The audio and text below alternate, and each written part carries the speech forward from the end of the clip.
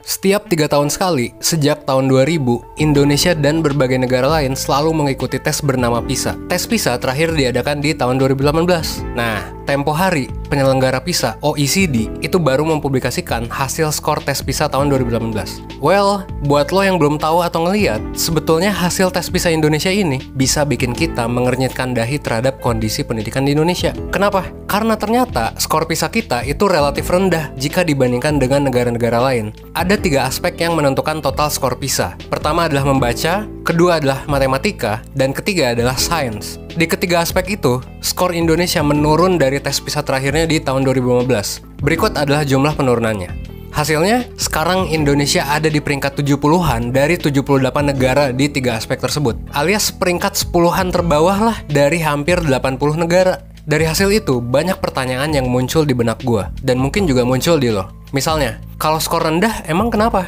Apakah pendidikan di Indonesia itu bermasalah? Dan kalau emang pendidikan di Indonesia bermasalah, emang apa sih yang bisa kita lakuin buat mengatasi kondisi ini? Nah, lo tonton video ini sampai habis, kita coba telusuri sedikit demi sedikit terkait jawaban atas pertanyaan-pertanyaan tersebut.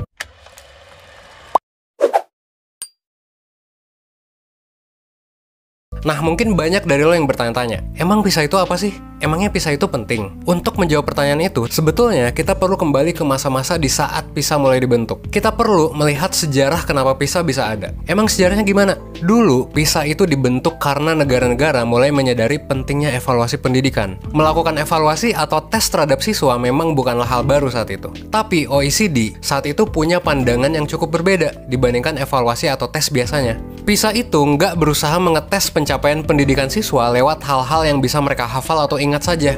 Jadi fokusnya bukan di hafalan, tapi PISA ngeliat gimana siswa, khususnya yang umurnya 15 tahun, itu bisa siap dalam menjalani kehidupan. Karena penyelenggara PISA itu menyadari bahwa menghafal aja itu nggak cukup buat kita untuk menjalani kehidupan dengan baik. Ada 3 hal yang perlu ditekankan oleh sistem pendidikan. Pertama, kita perlu bertanya, ketika semua pekerjaan udah berubah, terus nanti muncul robot dan lain sebagainya, apakah siswa-siswa ini bisa menghadapi tantangan di masa depan? Yang kedua, apakah siswa-siswi ini setelah lulus, bisa nggak sih mereka melakukan analisis dan penalaran logika yang baik? Karena ini adalah fundamental. Kalau logikanya nggak baik, maka pelajaran apapun yang diterima bisa jadi nggak diterima secara baik juga. Yang ketiga, apakah siswa-siswi ini setelah lulus, bisa nggak mereka punya kapasitas untuk belajar terus-menerus selama hidup mereka? Nah, maka dari itu ada 3 aspek penting yang dicoba diukur oleh PISA. Yang tadi ya, terkait membaca, itu yang pertama. Yang kedua matematika, yang ketiga adalah sains. 3 aspek ini diukur untuk menjawab 3 pertanyaan tadi. Reading buat belajar, math and logic itu buat mikir, dan scientific literacy itu biar kita terbiasa memproses hal-hal baru. Nah, saat PISA dibentuk juga sebetulnya terdapat kasus di mana tenaga yang siap bekerja dan lulusan pendidikan itu udah banyak banget nih. Jadi udah banyak banget orang yang lulus kuliah ibaratnya. Tapi masalahnya adalah skillnya itu nggak match dengan yang dibutuhkan oleh industri. Makanya banyak pengangguran gitu kan. Ibaratnya yang kita pelajari di sekolah itu dalam tanda kutip kurang kepake saat kita mau bekerja di industri. Ini juga udah sempat gue bahas sih di video hal-hal yang harusnya kita pelajari di sekolah. Intinya, hal atau pengetahuan yang kita pelajari dan kita dapatkan di sekolah, misalnya seperti fisika, geografi, dan lain sebagainya, itu ternyata nggak kepake-pake banget saat kerja dan dirasa nggak dibutuhkan oleh industri. Di sisi lain, industri itu berkembang cepet banget. Banyak skill-skill baru yang dibutuhkan di market, tapi supply-nya alias tenaga kerja yang udah lulus itu nggak mendapatkan pelajaran tentang skill-skill yang dibutuhkan itu. Gue juga ngerasain hal ini nih. Pas SD, SMP, SMA, gue nggak pernah tuh belajar tentang YouTube atau sosial media di sekolah. Tapi ternyata sekarang banyak banget kan pekerjaan yang berkaitan dengan sosmed. Gue sendiri pada akhirnya sekarang bekerja di bidang sosmed juga kan.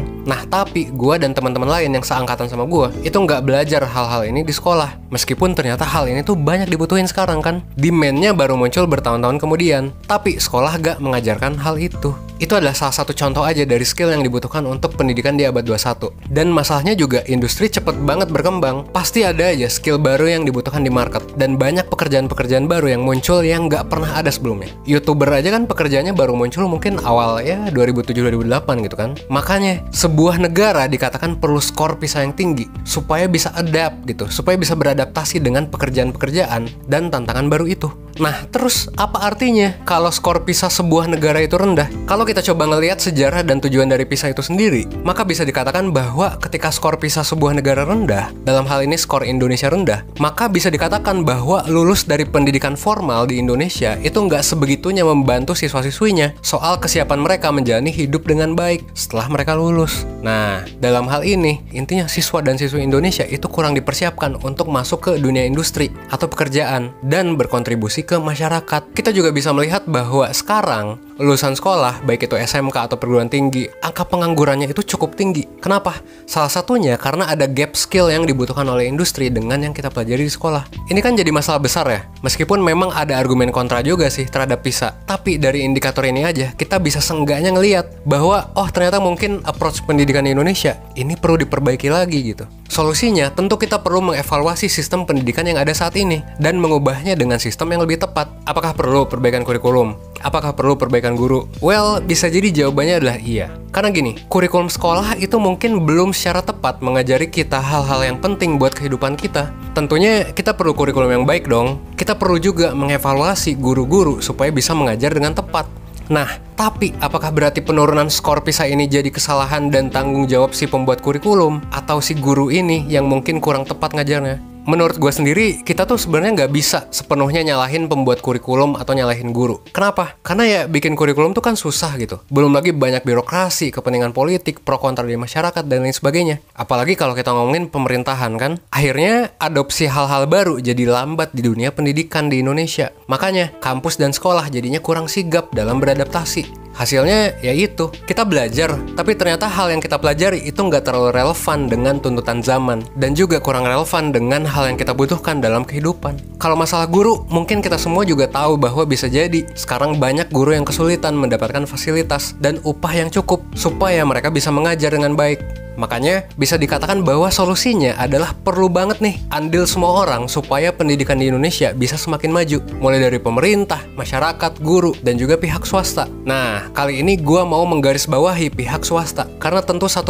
bergerak di bidang swasta kan. Pihak swasta itu menurut gua sebenarnya bisa punya andil besar. Pihak swasta itu bisa lebih fleksibel dan cepat dalam membuat produk baru yang bermanfaat buat masyarakat. Fleksibilitas dan kecepatan inilah yang membuat banyak perusahaan swasta mendisrupsi sistem-sistem yang ada di dunia. Kita bisa lihat perusahaan taksi online, ojek online, e-commerce, dan banyak lagi membuat perubahan yang besar dalam landscape pembangunan di Indonesia dan di dunia. Pada akhirnya, gue percaya bahwa kalau kita gerak bareng, kita bakal bisa nih bikin impact yang gede banget buat Indonesia. So, 1% pun did something sejak September lalu. 1% akhirnya mulai membentuk sebuah kurikulum yang mencoba mengisi kekosongan kurikulum yang ada saat ini. Yaitu hal-hal penting dalam kehidupan yang memang gak kita pelajari di sekolah. Buat yang udah ikut kelas-kelas offline atau seminar di 1%, pasti udah pernah diliatin dan diajarin sedikit blueprint dari kurikulum yang sedang kami godok. Iya, 1% saat ini sedang membuat kurikulum baru, yang kami namakan sebagai Better Society Curriculum. Dengan kurikulum ini, 1% pengen masyarakat Indonesia menjadi berdaya. Dengan kata lain, pertama, sadar akan identitasnya, yang kedua, menjadi subjek aktif yang mengambil kontrol atas hidupnya, dan mampu menyelesaikan masalah yang mereka punya, dan yang ketiga,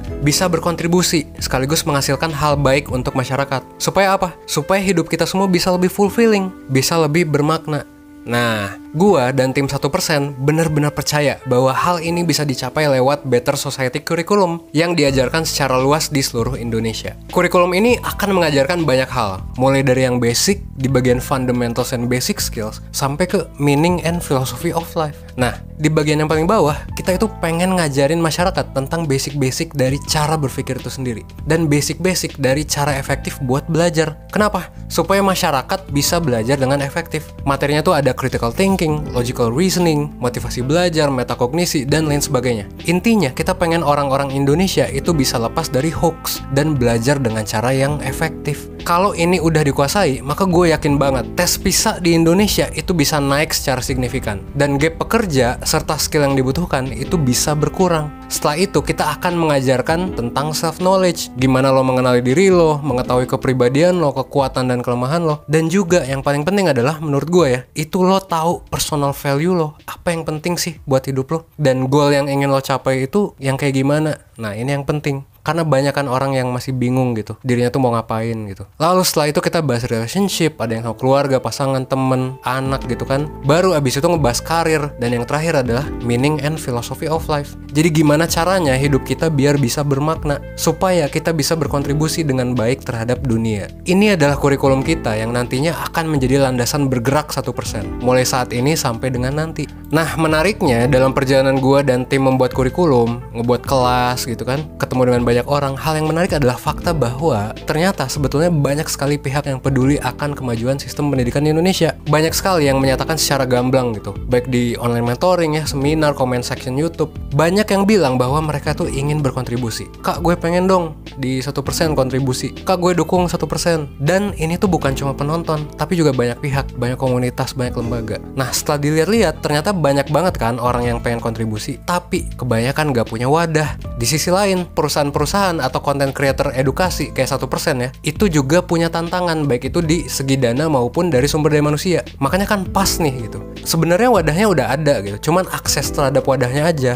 Makanya kita pengen ngajak lo join ke gerakan ini. 1% pengen ngebuat komunitas orang-orang yang peduli, sekaligus punya minat dan bakat di bidang pendidikan untuk membangun pendidikan di Indonesia. Gue tuh pengen gerakan ini gak cuma dibangun oleh big player kayak swasta atau pemerintah aja, tapi juga secara grassroots, mengakar lewat komunitas-komunitas yang ada di masyarakat, mulai dari siswa SMA, mahasiswa, pekerja, dan lain sebagainya. Sekaligus mungkin nanti ada lembaga-lembaga non-profit di berbagai daerah atau kampus yang pengen kontribusi bareng. Nah, makanya buat lo, baik secara individu maupun lembaga, kalau lo tertarik buat gabung dengan gerakan ini, lo bisa klik link yang ada di deskripsi dan juga di kolom komentar yang udah gua taruh. 1% bakal membuatkan grup dan wadah buat kita semua untuk menghubungkan passion, minat, dan bakat orang-orang yang peduli ini ke pihak-pihak baik yang sedang membutuhkan sumber daya manusia, supaya semuanya bisa saling terkoneksi dan membuat perubahan sedikit demi sedikit. Jadi, mimpi besarnya adalah gua pengen komunitas ini bisa berdiri sendiri, baik secara regional atau mungkin secara lembaga ya, supaya bisa mengadakan kegiatan bermanfaat di tempatnya masing-masing.